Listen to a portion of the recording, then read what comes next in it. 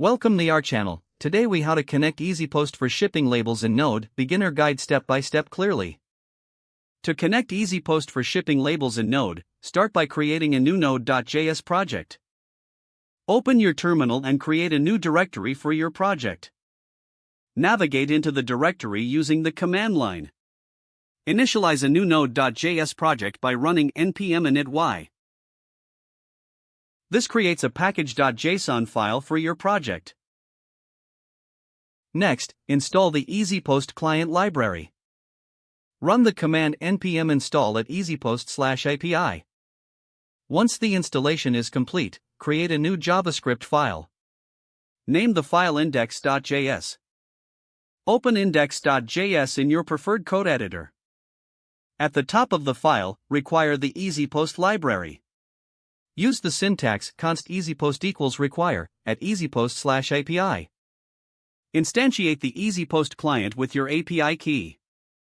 Your API key can be found in your EasyPost dashboard. Set up your EasyPost client like this: const API equals new EasyPost, your _API _key. Next, create a function to generate a shipping label. Define the function with the name createShippingLabel. Within this function, create a shipment object with the appropriate data. This data should include the from address, to address, and package details. Use the following structure for your shipment object: JavaScript const shipment data equals shipment to _address, name, recipient name, street. Use the method API shipment.create shipment data. Handle the promise returned by the API call. Use the .then method to capture the response.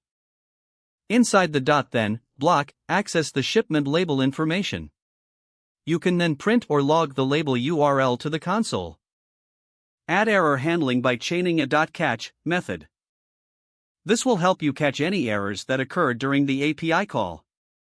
To execute the function, call createShippingLabel at the end of your script. Don't forget to like this video and subscribe to our channel for more step-by-step tech guides.